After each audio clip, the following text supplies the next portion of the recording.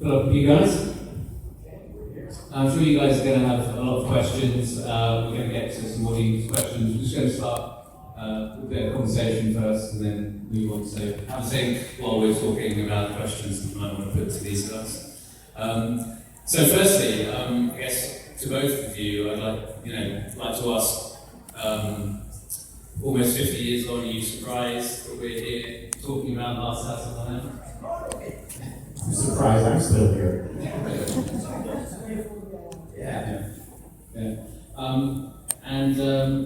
So what do you think it is about Last House on the Left that has helped the movie endure? From this movie that started out as a really small, low-budget production, it's really gone on to kind of capture the imagination of horror fans and become an iconic classic in the annals of cinema. I think because it was such a low budget, no one knew what we were doing. And it was Wes Craven's first movie, so it's a story. I think it's because it deals in very fundamental emotional themes. And it's about class warfare. It's about people who are not part of society, who take their revenge on society, and then society takes its revenge on them. So it's kind of an old tale. You guys know that Wes adapted it from, I think it's an 11th century Swedish folk story called The Virgin Spring. Was a movie. That's where it came from. And it just deals in very raw emotions. And I think that we established a fan base, and that fan base expanded, and then that fan base passed it on to a new generation of fans. I mean, most of you here are much younger than I am, and yet here you are. Because at some point, someone said, "Hey, have you seen Last House on the Left?" And you're like, "Oh, what's that?" And you saw it, and here you are. So if we can just take it way back to when you guys came to be involved in the project, can you both talk start with Jeremy, how you came to be involved in Last House on the Left? Well, I was friends with Fred, and he got me this audition, and Sadie was supposed to be his mother. And I was only like 22 at the time. So Wes said, "You're just too young to be Sadie," and I said, "I can be any age you want." And then there was the other thing Wes said to me, he gave me something to read.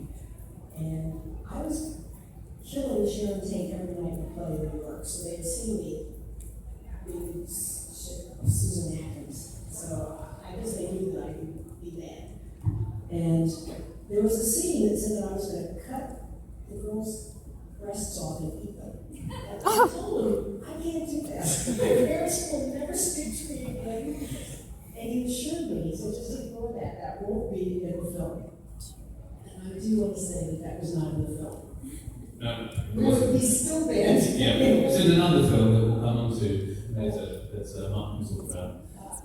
But you actually sort of touched, I don't know how many people kind of know the genesis of Last House on the Left and the kind of the strength of the material when it was originally written. The section which Jeremy is referring to, the nipple slicing, was in the original Sex Crime of the Century script. Which, as Mark knows, we actually, for our upcoming release, tried to get past MGM to reprint, but they deemed it pornography and didn't want to be associated with it.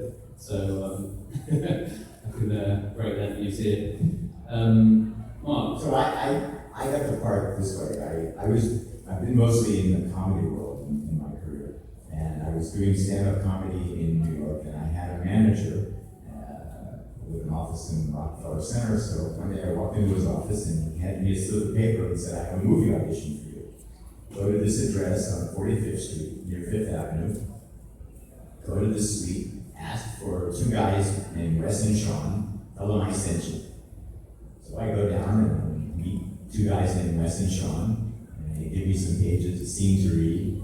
I go downstairs and head back to my manager's office, and by the time I got back, they had called him and said, "That's our junior." That's it.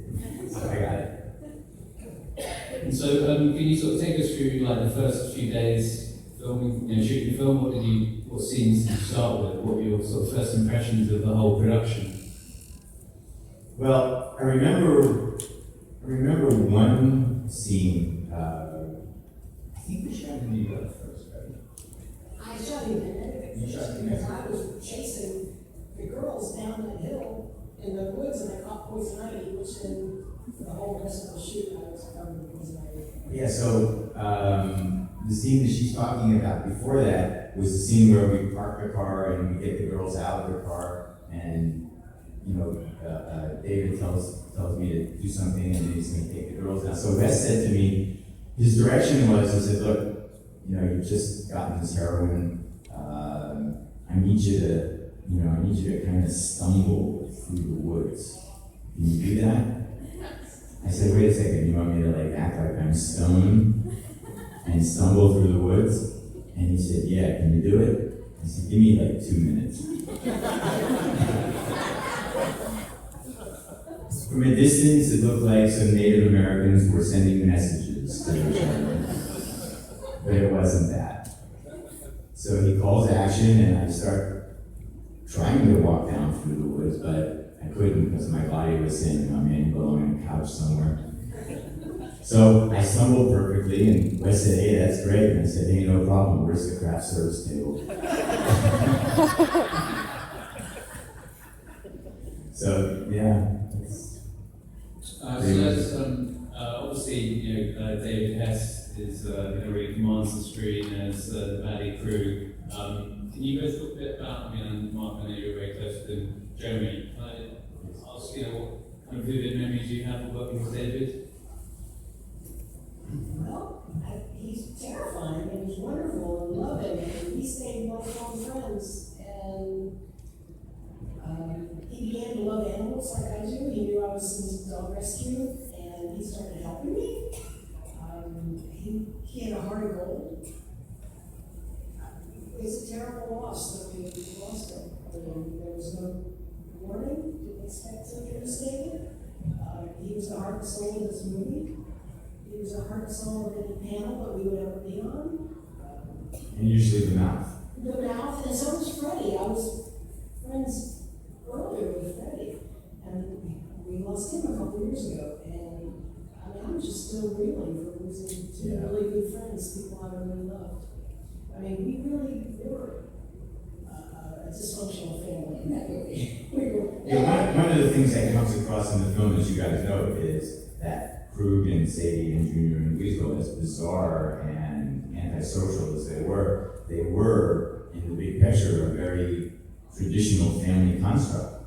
And that's one of the things that is most bizarre about this film, because it pitted one bizarre family, you know, outside the bounds of society against another family that was kind of like in the middle of the bounds of society. And that's where you get the class warfare. So Last House is a film full of challenging sequences. What was, to put it lightly, what was for each of you the most challenging sequences to shoot, you know, in terms of logistically, or you know, the emotion required to?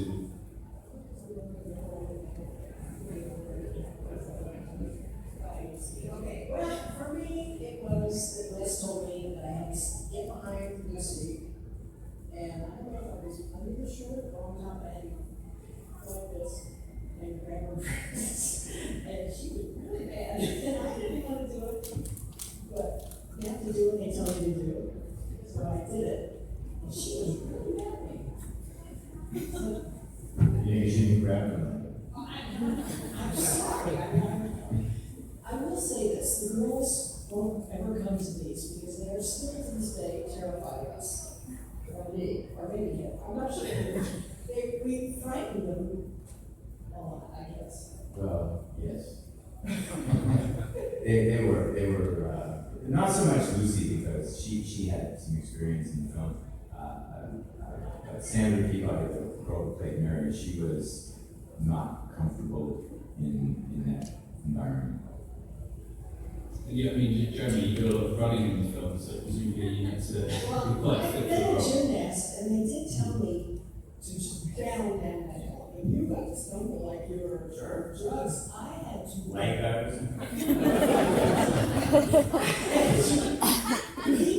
There's scenes that are not in the movie where they had me running across house on the wall, it was over that screen.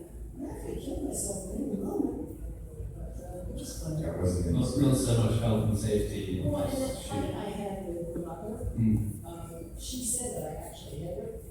I don't think I did. We were fighting on the ground, and she said something about she said it's possible. The sequence at the end in the pool, am I right in thinking it was Fred that kind of came up with the idea? Freddie, yeah, let me just say something here about Fred Lincoln. Fred's contribution to whatever this film has become over the years is basically unheralded because Fred didn't get a lot of credit for what he did. He was the only one on the set who had any motion picture experience, and he was responsible for probably all the fight scenes and all the physical stuff because Freddie had experience and knew how to do things and how to angle them in such a way that the camera would capture the best of that particular scene. So I just want to tell you guys that when you think of Glass House, and everybody always thinks of David first and for good reason, but Freddie, behind the scenes did a tremendous job, and I applaud his contribution to our film. So. And we didn't have any direction with our characters. I mean, it was Wes's first movie. I don't think he was thinking about telling us. We went out and got our own costumes. We came up with our own hair. I found myself living that day, probably from down and down and and I think I had a zit, so I made it into a mold. And we just sort of found we became these caricatures. And the scene in the bathroom where I do the frog impression, we outdid that. That was just we just turned the cameras on and said, we need you to do this, and it's okay, we're good. So she and I worked it out, and we just. It was dirty water, it was freezing. We just wanted to get it over with. And that pool that I died in was Sonny Cunningham's mother's pool that hadn't been used in years, so it was all green scum. And I had to die with my mouth open in that pool. And then they poured a bottle of Lysol on me when I got out of the pool. So, yeah, it was. Who wants to be an actor? Come on, let's raise those hands. Speaking of your demise, Jeremy, the sequence where you get the straight razor, can you talk about how that was achieved? Well, that was, okay, I had on a black leotard, and that leotard was to cover all my poison ivy. I had red black socks and a leotard with no arms. They put a packet of blood inside my chest. And they put two things I'm supposed to bite down on as I get my throat cut. So as I die, I go, and I bite down, and out comes the blood, and out comes the blood. And I should be waiting to get out of that gross water. I think we only did one take. Mark, in the original script, am I right in thinking your character was supposed to survive until the end? Well, let's jump forward. You also get quite a messy death at the end. Yeah, that was in answer to one of your previous questions. That was an extremely tedious sequence to film. It was old school, so we really didn't do a lot of computer special effects because they hadn't been invented yet. So what they did was they took did a measurement of the back of my head and crafted a latex prosthetic that looked like my brain. And damaged part of my brain. And on the outside perimeter of this device, there were these little pinholes, and they took my hair and they used my hair as thread and sewed it into the back of my head so that it was attached. And as one can imagine, it pulled, and it was kind of painful. So we went through that, and we did that sequence in 3 separate shots. And I literally could not wait to die. I just blow my freaking head off and get this thing off of me. So, once again, it's acting. I understand there was quite a lot of improv, it was quite loose as the film was made. So I assume you guys got to kind of inject your own kind of elements in the film. Oh yeah, like the bathroom scene. There were other moments. Because not everything was like you said, but it was scripted, and these characters were so off the rails anyway that anything that we said or did, because we all kind of stayed in character all the time, because we didn't know, that you could actually go to work, do your job, and then be normal for the rest of the time.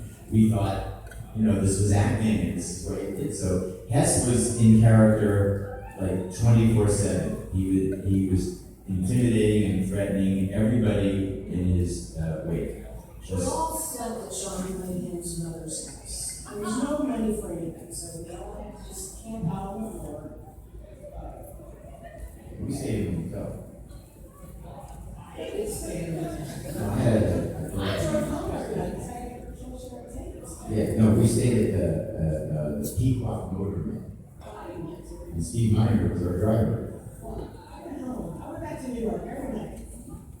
So you were playing Sadie in the day and then Sadie at night. Yeah. What kind of things have impact on your kind of psychological well-being? Well, it's really weird because before that, I actually flew out to LA.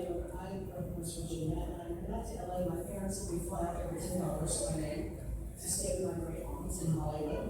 And I walked down Hollywood Boulevard trying to see California, and I couldn't walk any further.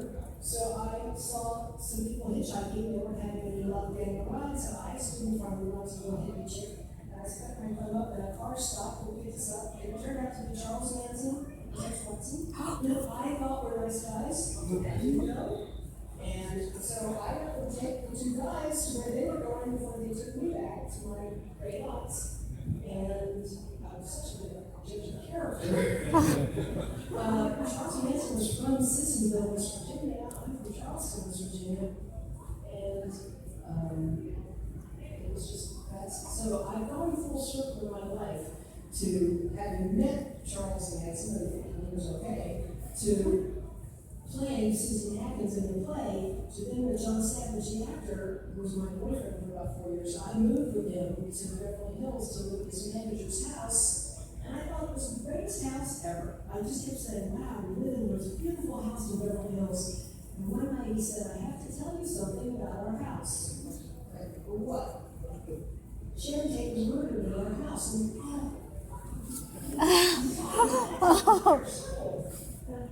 that's very, I became then terrified of the house. Very scared. Lived there for a whole year.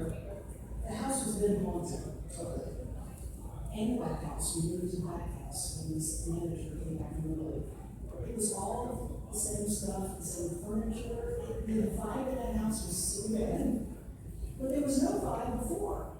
It's gone now. The house is bulldozed. You stayed with Steve where Sharon Tate was murdered. All these other people. Yeah, the back house. John and I lived in the front house until Rudy Axelrod, who owned the house, is gone now. He was his manager. When Rudy came back from Italy, John and I moved to the back house. I was as equally frightened in the back house. And one day I told Rudy that there was this rug, a zebra rug, that kind of scared me.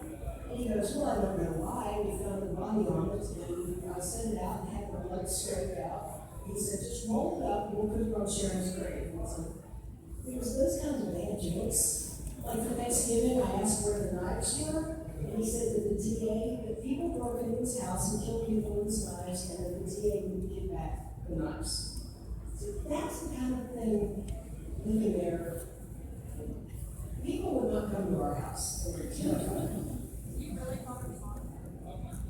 Yes, we had a housekeeper who said that the bushes stood up and bowed, and he fired her, and then instantly. I do think it was funny. It might have just been my mind, but from the moment I found out about the house, I was scared to death. Always. Speaking of Manson, that's an incredible story I've never heard that before. But do you think that the Manson murders kind of played quite heavily into the narrative of Last House on the Left? I mean, obviously your character is all but named after one of the kind of key family members. Charles Manson and some of his gang came looking for me a couple nights later. I got in so much trouble in a few days in LA that I'd gone home to West Virginia. And then I heard about the murders. Apparently, my great aunt called my grandfather and said, these really freaky people came looking for your granddaughter.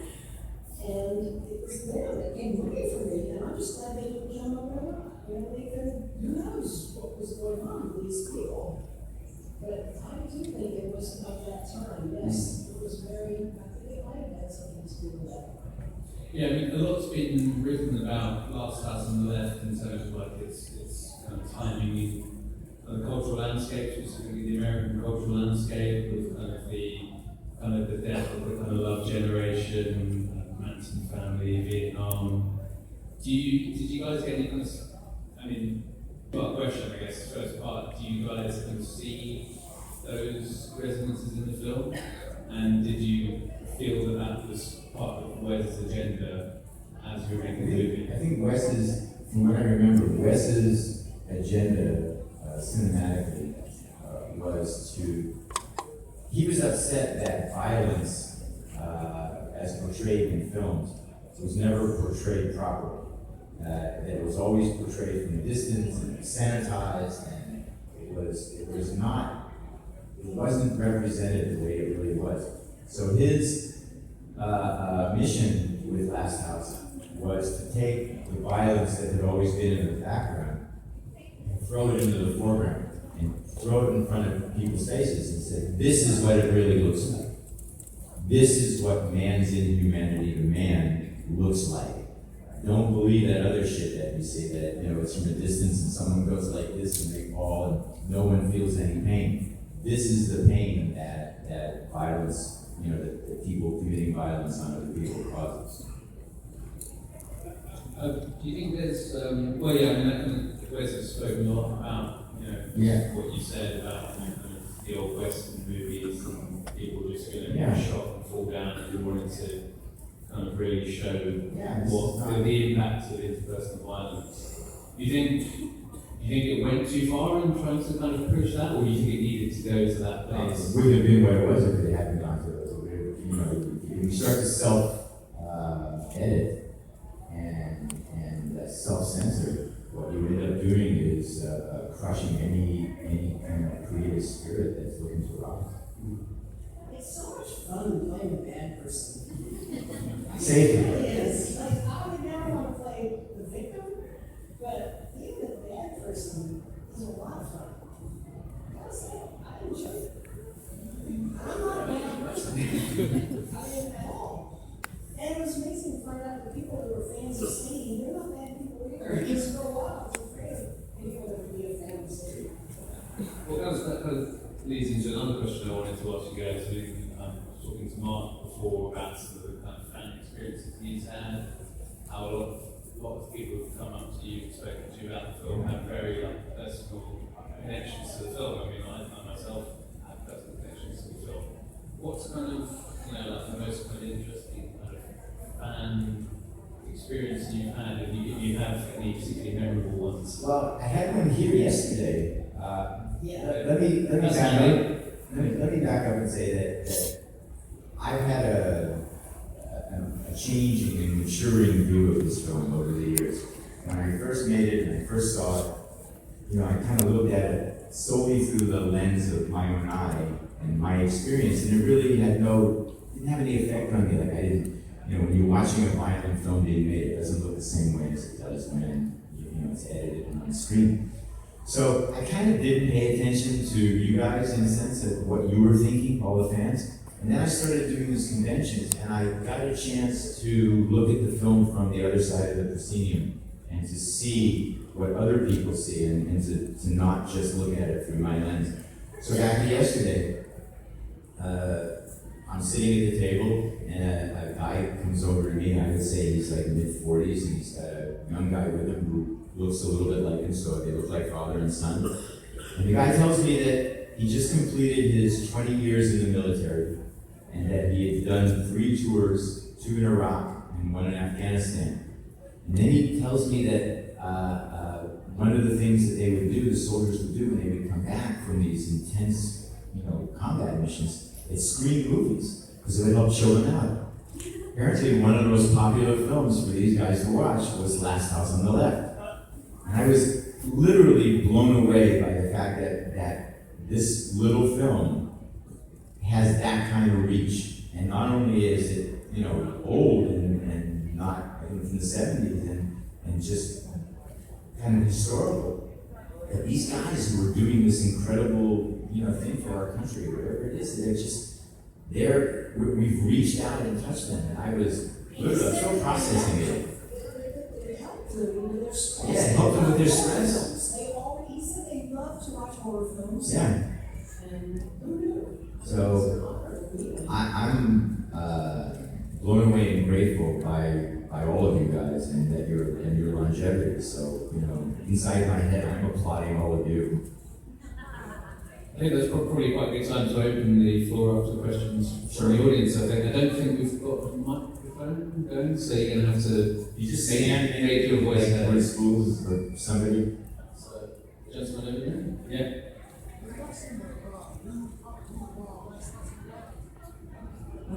Have you seen the remake? Yeah, I didn't like Okay, so the remake. Yeah. Last House on the Left remake. Here's my thing on remakes, okay? I didn't like the remake, and the reason I didn't like it is because it was overproduced, and when you overproduce something that's fundamentally raw visual emotion, you sanitize it and you take the thing out of it that makes it something to begin with. So if a film can't stand on its own two legs, whether it has a predecessor or not, you can't say, would this film matter if this film was never made? If the answer to that is probably not, and But Gracie didn't die. I wasn't in it, so it didn't matter. Oh, that's right. Well, we weren't in it. We should have been in it. Were you approached? No. No shape or form. What were your? I mean, for me, it was we had came at the tail end of the kind of remake boom where we had Texas Chainsaw Massacre, Hills Have Eyes, all the kind of big American classics were being redone. When they announced the Last House on the Left remake, it just didn't quite sit well with me. It didn't, because Last House on the Left was such a specific of its time and kind of place. I mean, how did you guys feel when you heard it was being? I kind of laughed. And Yes, yeah. what did you think? I didn't want to like it, it made me mad. And I'm not saying these part got smaller. Okay. Somebody's head gets blown up in a hurricane. Yeah, that's. Yeah, it was weird. Well, I like that my son said that, whatever her name was, there's no Jeremy Reed. See, when you have a film like Last House, and I've discussed this with you, but what West really did was he opened the window and he allowed the audience to peek onto a crime in progress, voyeuristically. We're all watching this thing and we're helpless to do anything about it, but we're compelled to watch it. Well, you can only do that if the actors in the film are unknown and they look like they could be the people. If you can create the illusion of a documentary that you're watching something really weird take place, and it doesn't look like a slick movie with shots and cranes and dolly shots and things that are obviously camera moves. When you lose sight of the fact that there's a director, and you lose sight of the fact that somebody wrote this, or you lose sight that these are actors, and that's what the original had, was that kind of anonymity of character, so that we could be those people. And often in films where there's too much production and too many big names, you never lose sight of the fact that that's actor X or actress X doing this. With us, could have been these guys, nobody knew. Of course, I don't know how many people have seen the remake, but they changed it so that the Mary character survives. Yeah. Do you think that kind of speaks to like a sort of sanitization of Yeah, because the whole idea was a revenge film. The whole idea to create the emotional, powerful emotional dynamic that would cause decent people to behave the way the Collingwood family behaved, you would have to do something pretty shitty. You can't just half-ass that. You have to create the reason for the emotion to exist.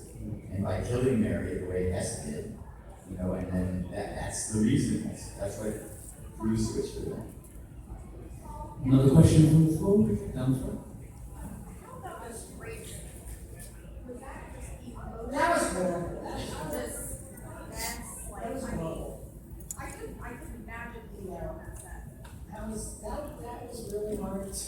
Yeah, that's still considered to be one of the most brutal rape scenes ever filmed. Yeah, we showed it to friends and stuff before, and the movie, not the statue. They will always look away. They're like, I'm sorry, I can't. That was terrible.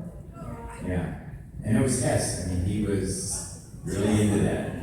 Yeah, he embraced it. I mean, He was quite the character. Nothing I will ever say about him in public now that he's passed away that I have never said to him in person. I've said everything more than one time to him, so I don't tell tales out of school.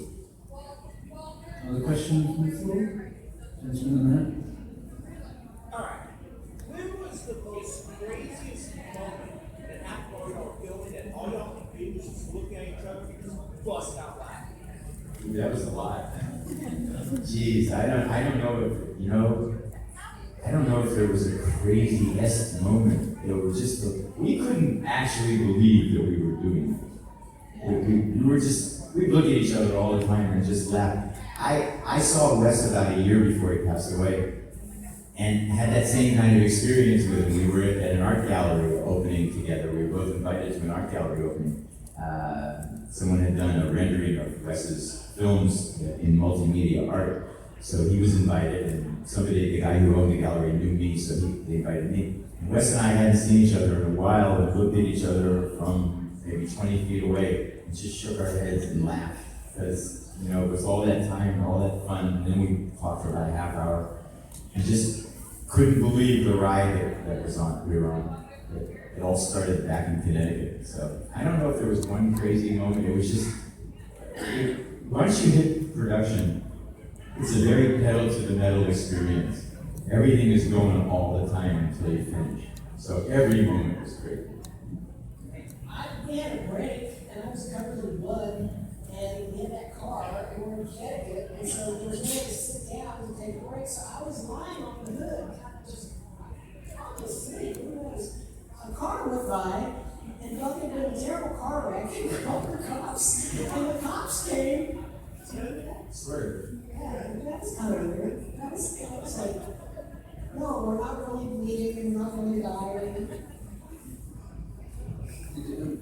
Obviously, looking back at Last House on the Left, we know that Wes Craven went on to huge things in the horror business.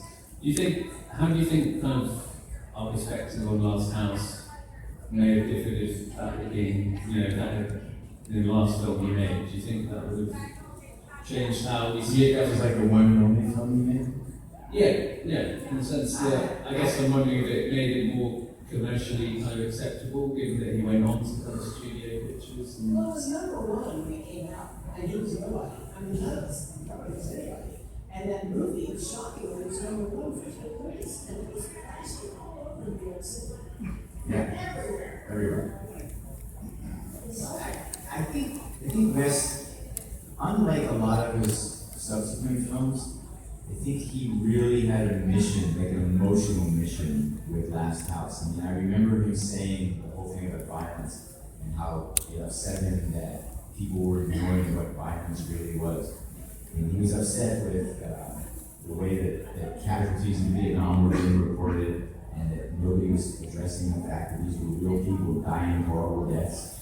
That was the one thing from beginning until end. That all of Last House, the whole thing that it was a framework to embrace Wes's sad feelings about violence and how anti-violent he was really. Another question? Gentlemen? When you did a media tour and the film was out, how did people react to you? How did the news media react to you? I had people asking their money back. Screening. From you personally? Yeah. I want my money back. I said, I didn't get paid much. I didn't get paid. It was kind of shocking. It was an outlier because it wasn't a big studio film. It wasn't even a big independent film in the sense of having credible people behind it. It kind of just found life, largely in part due to Roger Ebert's big time review in the Chicago Sun-Times. That's what really put us on the map. Everything changed after that. So people started I guess, treating us with some respect. Andy Warhol loved it. Andy Warhol was a big fan.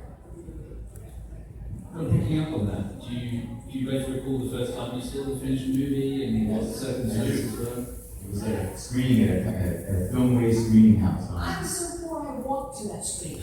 I was supposed to give back money to people when I walked home from that movie in shock. Like, oh, Yeah, we were. God. Couldn't believe it. That's what we made. Wow. Some little kid was sitting behind me with her mother, cheered when I died, and when I stood up, the little girl looked at me and she goes, "I hate you." No, you don't hate her, you hate the actor. You don't hate the actress. And she goes, "No, I hate you." I walked down there with my roommate going, I did a bad thing. That was a bad movie and I did a bad thing. How long did that kind of feeling last? I mean, did you? The last time when I went to work on the soap opera I was on, they wanted to fire me, they were very upset.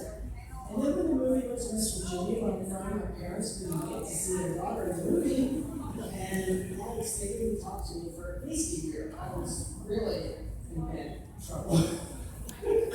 So it was like interesting. I mean, I raised my children and said that I don't know, nobody ever knew I was in this movie, and now they all know.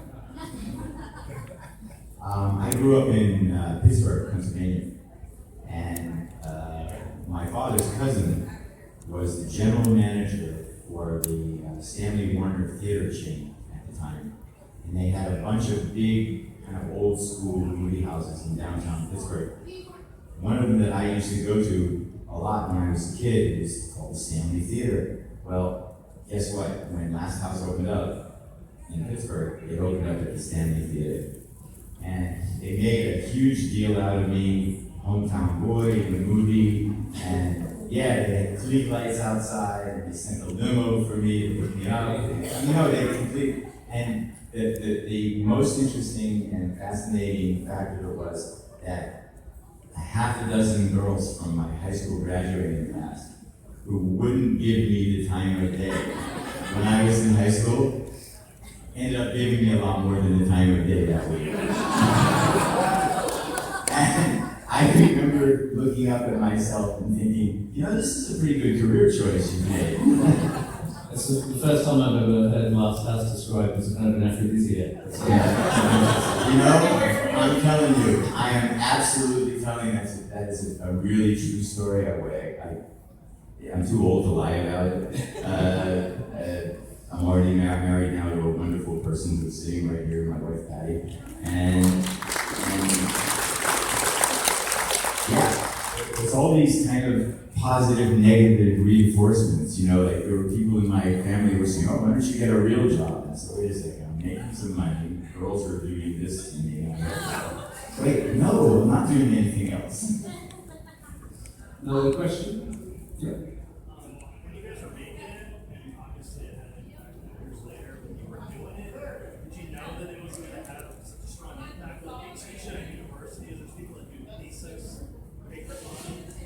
Yes, had no idea. No idea.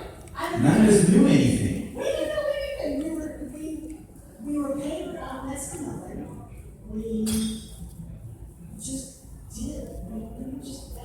We didn't know what we didn't know. We didn't know anything. We just knew that we became these people that we thought were good people, bad good people. And that was the fun of being a bad person. You think you're a good person. We had no idea. No, but you see, one of the things about making a movie like Last House, a small, independent, kind of character-driven, cast-driven, actor-driven movie, if your cast doesn't have a chemistry, it doesn't gel and connect with each other subconsciously, it doesn't matter. The movie's going to turn out to be crap because there's no emotional connection. For some reason, the four of us, the bad guys, we developed an integrity of relationship as if we gave the impression that we had all been together before the movie started, so that we had a history. And if you watch the film, you see these are people who, whatever their individual dynamics are with each other, these are well-worn dynamics. They know what they're doing to each other. These are not new. And that's an illusion that actors create that either they can or they can't create it, but when they do create it, that's what causes the chemistry. That's what ignites the chemistry. And you can remake and remake and remake, but if your cast doesn't have that connection, it's going to come across on the screen. So, no, and the answer is no, we have no freaking idea. We were shocked. I know that. I've been a guest at those places, and I sit and shake my head and go, you guys have no idea what you're talking about. None of that was on our minds. We were just a bunch of young people in Connecticut doing this goofy little picture. And it was just timing. It's the definition of timing. Questions? Judgment? One of the things that sticks out in my mind the most about the movie, the first time I saw it, was the soundtrack.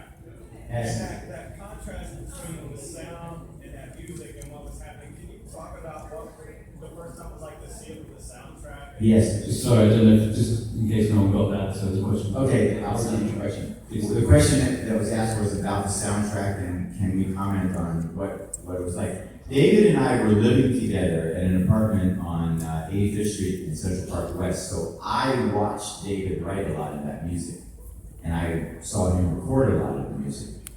And he knew from the very beginning of his job as composer that he was going to do music it's known as contrapuntal, which means contrary to the point of. His whole idea was to write and score the film so that the music was like a mathematical mismatch to what was going on.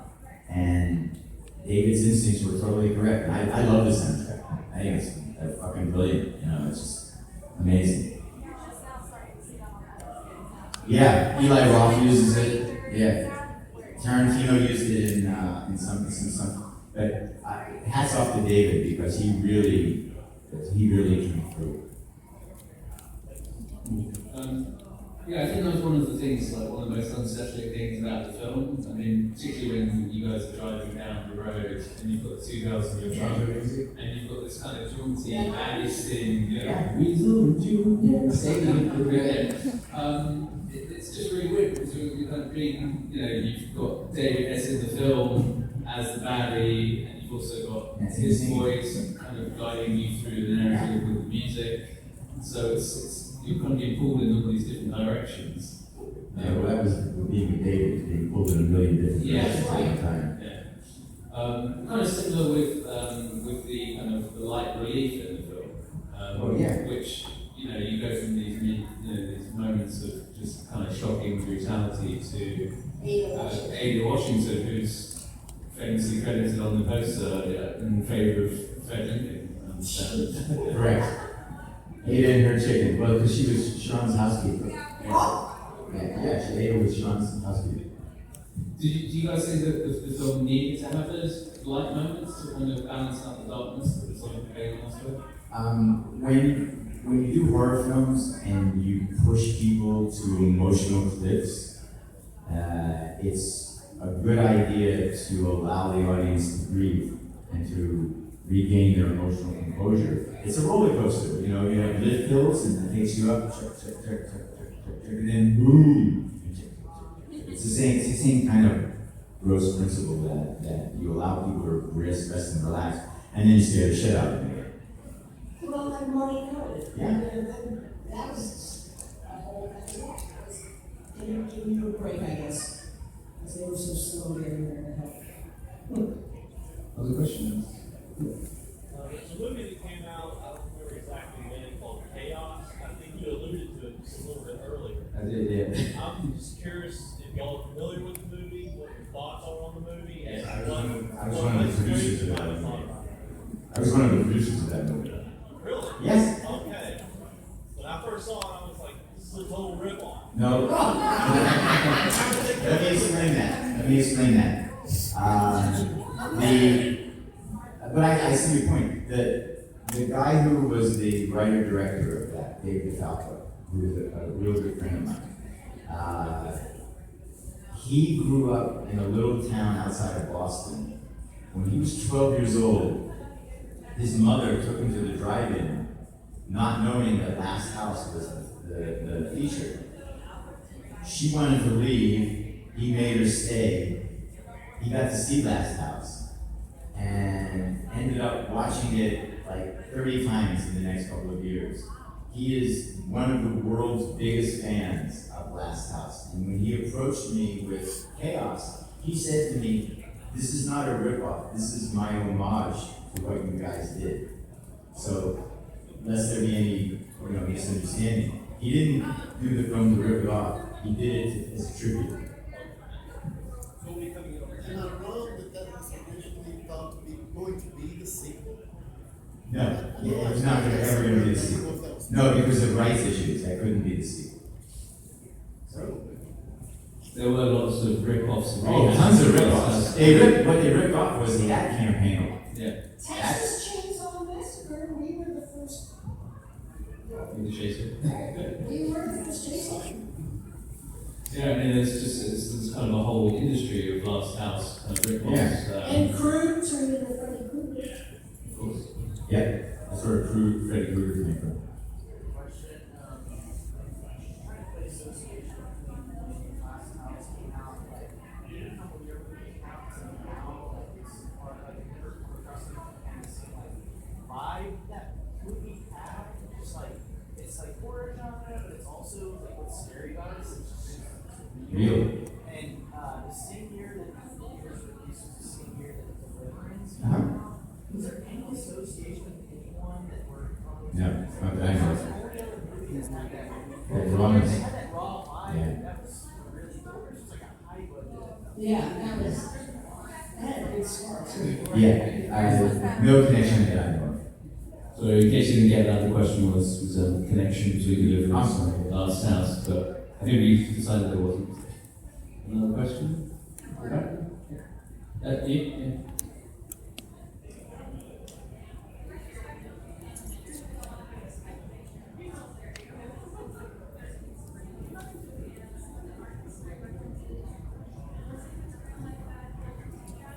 Is the question, was Last House connected to the Virgin Spring? Yes. Well, Wes told us that, that he adapted the basic bones of the story from the Virgin Spring. And I think we all screened the Bergman version of that at one point, so that we kind of got a handle on what he was looking for. So yes, there was absolute acknowledgement that's where it came from. Have many people seen The Virgin Spring? I'm interested. It's a couple. Yeah, it's one of the classic cautionary tales of all time, so I recommend it if you want to find out what that's all about. Another question? Yeah. So, the ad campaign for it, it's just so fantastic, but who came up with it? That was Hallmark releasing out of Boston, the guys who funded the film. They put an ad person on it. They had a guy, and he just came up with that phrase, "It's only a movie, it's only a movie." Yeah, to avoid fainting, right. How do you guys feel about other movies using that later on? I don't give a shit, No, I don't. I don't. It's like I have no connection, they took something that was ours, and, isn't that like the highest form of flattery or something? It's supposed to be. I don't care. Let Sean Cunningham worry about that. Any other questions? Slipknot. Is that Slipknot? Man in the Jason case. Now, hearing that y'all didn't know anything before y'all shot the movie, the scene with the chainsaw, did y'all know it was real before they shot it or after they shot it? Did they know if the chainsaw was? No, we knew it was real right away. It was the noise and the sharpness of the little teeth on it. That was the first clue. That was the first clue, right? With the prop guy going, "Hey, this is too dangerous for me to hold." And David was in socks, wasn't he? On He was. Trying to run away from a man with a Yeah. wearing. And Hess was fearless. There was nothing that he wouldn't, you couldn't dare Hess to do anything that he would say, "Oh, I don't think we should do that." You dared Hess to do it, you knew it was going to get done. Talking after Last House and Left, how did your kind of involvement in the movie impact your careers going forwards from that? Did it have any impact at all? Well, I think I gave up acting pretty much after that. I married an actor who, I made a promise when I met him that he would never see that movie. And he was at Chippewa last week and told people, he was asked if he'd ever seen my movie, and he said no. I don't believe that, because I found a copy of it once years ago, and our children have seen it. But he never saw it. Now he came, as they call, a civilian from then on. And I was happy before I got married. I was a production assistant at NBC and writer producer at CBS. I really enjoyed not being out front, getting accused of not looking right or walking wrong, or accused of walking into things. And rightfully so. Rightfully so. It's hard being an actress because they judge you for everything. They even changed my name. ABC tried to change my name to Jennifer. They told me that they thought I was gay and they wanted to change the channel.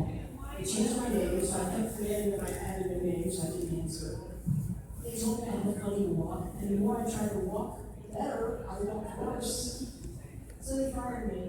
And it's like, you know what? I can only be me. I can only work with this guy. So, Jennifer went away. Jeremy's back there. Right. I went on, I don't know if you guys know, I went on to have a pretty decent career as a writer, producer in television, and, got married and had 3 kids and lived a fairly normal life. You're still here, you realize that? You're still alive. Oh, yeah, yes, I'm still alive. Talking about yourself in the past. Yeah. And now I do stand-up comedy. I went back to where I originally started in LA and go out a couple of nights a week just for fun, and do my stand-up act, and that's it. Live a pretty quiet life. So I think we're probably going to wrap this up now. Any more questions? Any more burning questions? Obviously, both these guys are going to be at their stand just on the arrow Come and say hi. So yeah, do come over and say hello, get some signed cool stuff and that kind of thing. And everybody get the Arrow Blu-ray when it comes out. Yes. Sorry, I forget. You're proud of it. It's the MGM approved edition. Yes. Just quickly then, can I just ask both of you your kind of final thoughts on The Last House, and its kind of place, meaning within your life? Let's go with Mark first.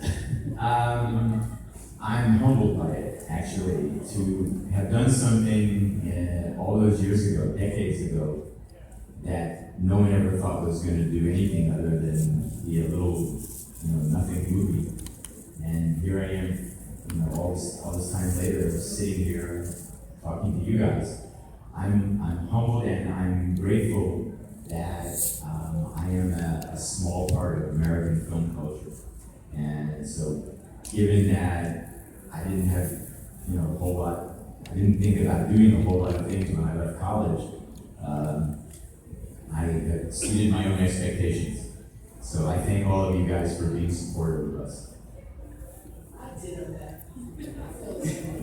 I mean, my children, I found out they're kind of proud of me in a weird way, so that's great.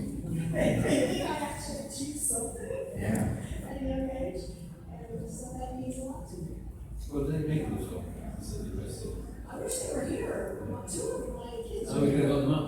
Well, they went to Soul Cycle and never came back. Where they are now. But yeah, I'd like to ask them what they think, but they seem to like me. On that very positive note, ladies and gentlemen, Thank you so much.